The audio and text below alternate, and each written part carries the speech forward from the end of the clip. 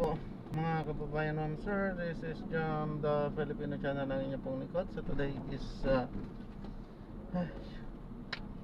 February 9, 2026 at tayo ngayon ay papunta dito yan sa Maydad Morales sa may San Rafael Street, Plainview, Mandaluyong, at dadalhin po natin sa may San Felipe Neri Parochial School sa may T. Reyes Poblacion, Mandaluyong po yan. Okay, so magbabalik po tayo mamayang onte pag nakuha na po natin sila. Disclaimer lamang po, ang content po natin ay kalsada at hindi ang passenger. Kaya naman sakali man po na may marinig kayo mga pangalan ng lugar, pangalan ng tao, pangalan ng organization sa government o private man yan, ay wala pong kinalaman ang channel na ito at wala pong pinapatungkulan. Lahat po ng pinag-uusapan dito ay pawang dito lamang po yan sa loob at wala pong pinapatungkulan sa labas. Okay po, magbabalik po tayo mamayang onte pag nakuha na po natin sila. Samantala, makinig tayo ng mga nagbabagang balita at mga talakayan habang tayo ay papunta doon sa ating pick-up area.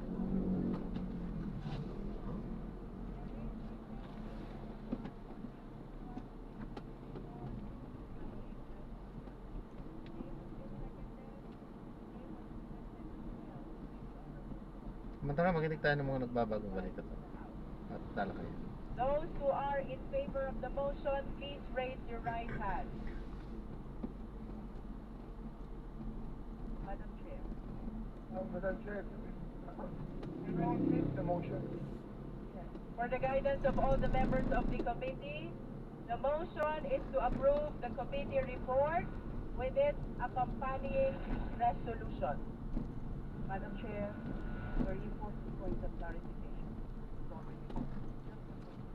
The Honorable Dilima, you may put down your hand. Thank you, Madam Chair, dear colleagues. The resolution covers both the Maza et al. Complaint. And the resolution or the finding and the recommendation is they are declared to be both insufficient in substance. Is correct, Honorable Dilima. In which case, for example, I agree with the declaration of the insufficiency in substance of the De Jesus complaint, but I do not agree with respect to the finding of insufficiency in substance of the second or Masa complaint. So I guess my vote here would be a partial dissent. Is that correct? I just would like to know kung ano po ang tamang boto ng isang miyembro na hati yung pananaw. The De Jesus complaint, yes, it is insufficient in substance. The Masa et al. Complaint, no, it's not insufficient. It is sufficient in substance. So my vote would be partial. So paano po ang patakaran dito? Paano ko po iboboto o ihahayag yung aking boto? Thank you very much. Suspension of meeting. Closing on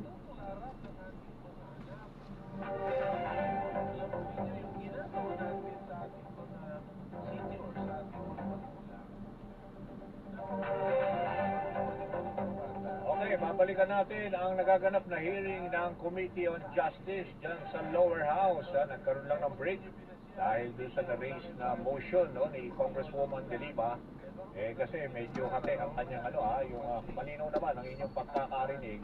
Dalawa kasi yung pinagpuputuhan na impeachment complaint. Yung una yung kay Atty. De Jesus na insufficiency of substance in substance. So yung una daw, marami nag-agree, pero yung pangalawa na sinabit naman ng Progressive Bloc, sila Liza Maza, conforme naman doon si former Secretary at ngayon Congresswoman De Lima.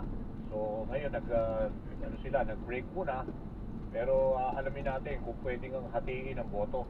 Anyway, kuha muna tayo ng update. Tuloy-tuloy na tayo. Makukuha tayo ng update dito sa Bagyong Basyang.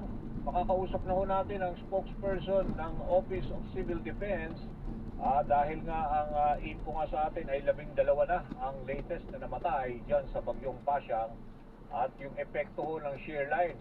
Via Zoom si Junie Castillo. Junie, good morning sa programang Kabayan.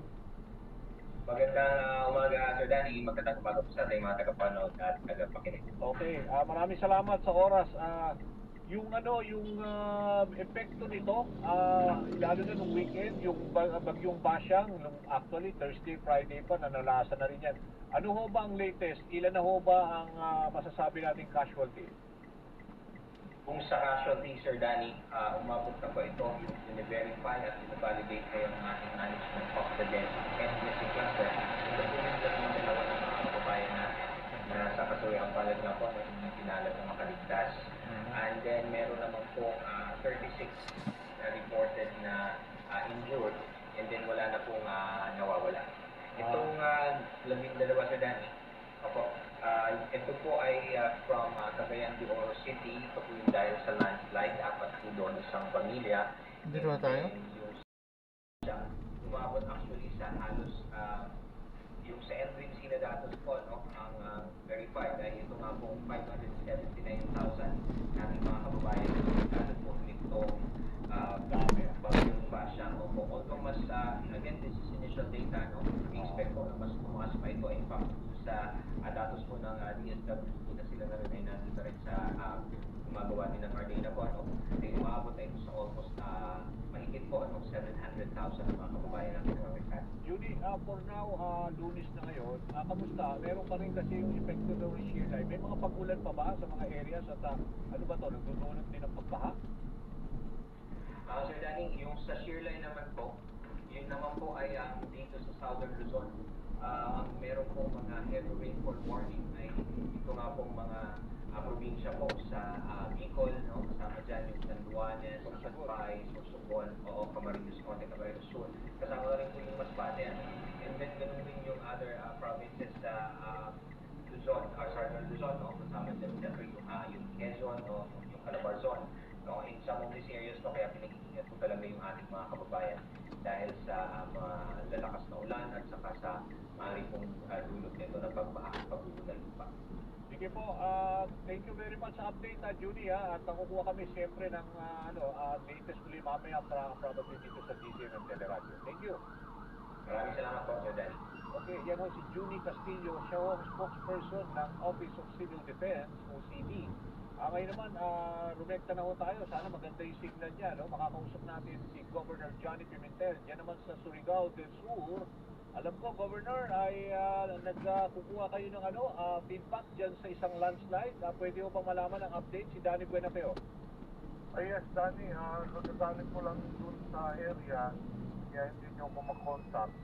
Sa northern portion hanggang ngayon ay ng Surigao del Sur hindi pa rin madaanan.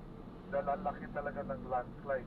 There are 3 portions na nag-landslide nung Friday. Ang mag-clear na natin yung dalawa. Ngayon, itong pinakamalaki is consisting of 8 kilometers ang stretch niya. At consisting of 23 landslides, no?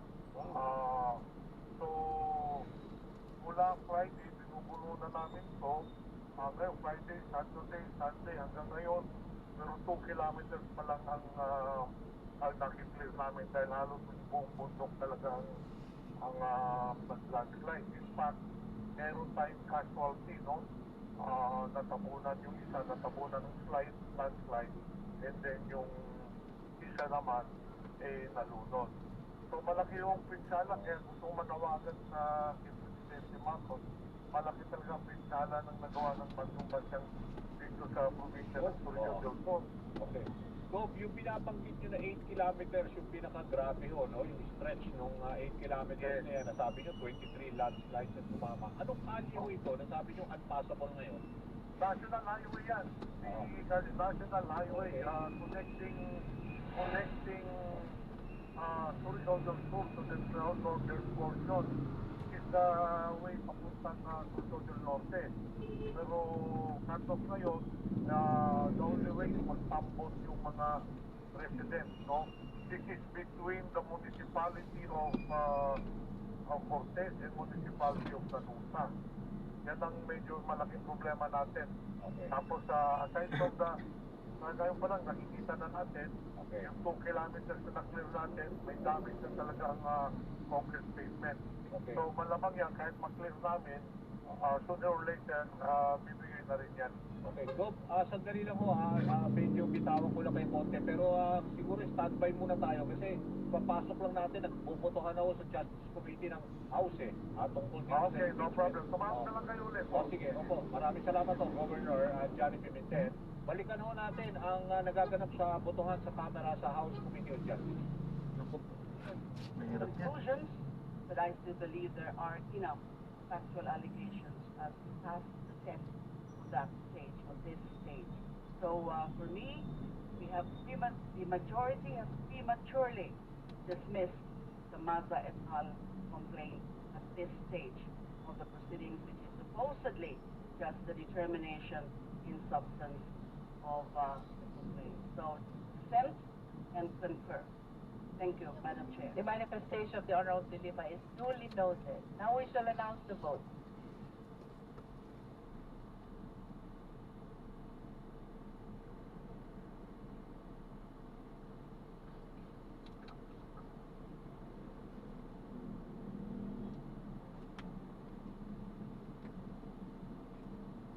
With 39 votes in favor of the motion, 4 votes against the motion, with 0 abstention. Noting as well the manifestation of the Honorable De Lima, the Chair announces the approval of the motion, adopting the committee report, as well as its accompanying resolution. So ruled. Are there any other matters members wish to raise? Madam Chair, may I explain it? Honorable Erite is recognized. Well, I voted no because the application of Section 5 committee requires proof of culpability. Section 5 requires only a recital of facts. Premature adjudication of merit. Evidence was weighed, credibility was assessed, factual disputes were resolved, all before the hearing. Collapse of constitutional stages. Sufficiency screening, para pong trial na, the committee effectively conducted a minute trial. Denial of due process, serious allegations were dismissed without hearing, minority participation was nullified by any proper standard. This is textbook grave abuse of discretion, and I think there's sufficient grounds to raise it under Rule 65 before the thank you.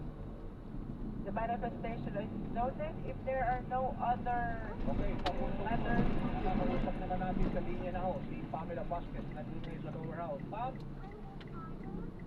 Yes, dahil sumoto ng 39 na pabor, 4 against the motion at 0 abstention ay inaprubahan na nga ng House Committee on Justice. Itong report nila at ang mangyayari na nga yan ay i-endorso na ito sa senaryo either mamaya or within this week para nga pagsibayan ng House members. At ang isa pang possibility nga yan dahil gaya ng nabanggit ko kanina ay pwede pa naman itong ma-overturn or ma-override basta makakuha ng 1/3 na boto. Ito, ingat po. Salamat po. Sa ngayon na dahil nagbibigay na din sila sa ibang committee members ng kanilang comments or yung opinions regarding doon sa kanilang boto. Dani? okay, so para maliwanag lang doon sa mga nakikinig, no, pag sinabing 1/3, no, posible, ibig sabihin ho yan, kailangan makakuha ng 105 na boto, di ba, sa plenaryo. Tama ba? Oo. At kapag na-overturn yan or na-override Dani, Ayan, so na-drop na natin sila. Maraming salamat po sa panonood hanggang sa muli po.